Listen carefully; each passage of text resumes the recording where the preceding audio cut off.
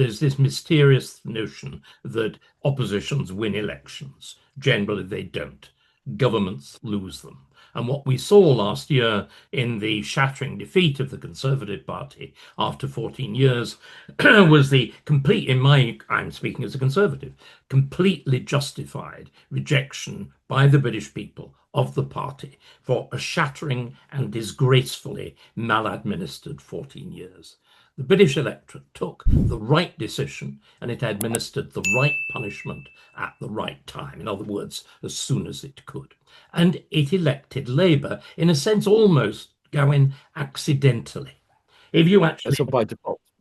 By default. If you actually, forgive me, if you actually look at Labour's election campaign, it was risible.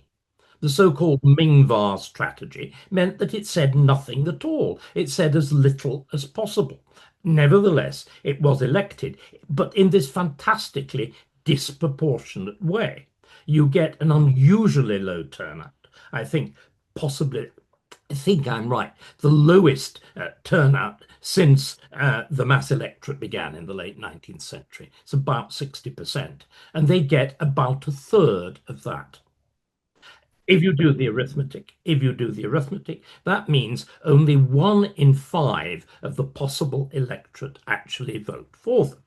Nevertheless, they get this stonking majority, which of course is completely disproportionate. And yet again, what I'm doing now is sort of saying, in one sense, things were working exactly as they should have done. What is remarkable, despite that fact, nevertheless, Rishi Sunak makes a gracious concession speech. The removal vans come to the back door of Downing Street, and he disappears into, my view, well-deserved obscurity, despite the fact he was a decent chap. He was in the wrong job. And Keir Starmer and Lady Starmer swan through the front of Downing Street. By the way, at that point, I think Lady Starmer disappeared into the cellar, never actually to be seen again. But Keir did his extraordinary Neo St. Francis of Assisi speech, written, I gather, actually, by the former speechwriter to the Archbishop of Canterbury, which would explain it. And then, of course, here we are, less than 12 months later, and what?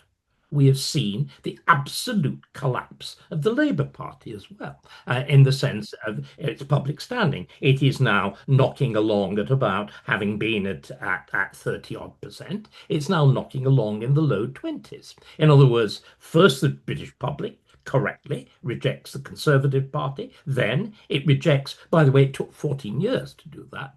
In about 14 minutes, it rejects Keir Starmer. So reform success is purely reactive. It's there, in a sense, in spite of itself. It's there simply because it's the only group that hasn't been tried yet. In other words, it's in a very remarkable position. If you remember, there's the wonderful, you're good on these stories. You'll probably actually remember the detail of it better than me.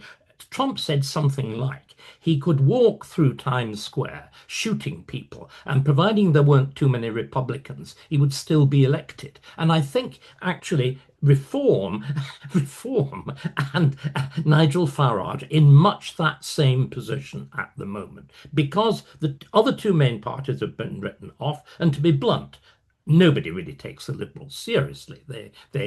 Who could take Ed Davey in a wetsuit seriously? I mean, it's difficult to take Ed Davey seriously in an ordinary suit, but in a wetsuit, really, it is a sight that's suitable only for bad children's television. And so reform are there ultimately by default at the moment. And you know what? I think I would go so far as to say, even if they don't perform particularly well, even if they perform actively badly in local government, providing they don't split, I think they're likely to remain at their current polling levels. Unless, two things, there's an extraordinary political or financial crisis, and I think that is very likely to happen, or what I would hope would happen would be another politician comes along that can take the Conservative Party by the scruff of its neck and actually say what needs to be said in this position. And we need to talk about this now. What are the things that really should be being said at the moment?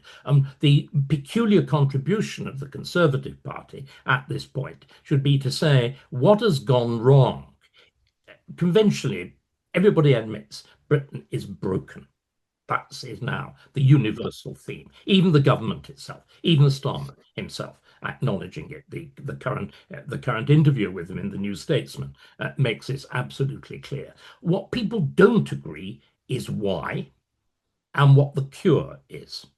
What the Conservative Party should be saying is we are dying of an overdose of novelty, of an overdose of change. We're dying of the fact that the Blair government decided to tear up what was the world's oldest and most successful political system and replace it with a series of foreign, odd, untried options. And not surprisingly, they failed.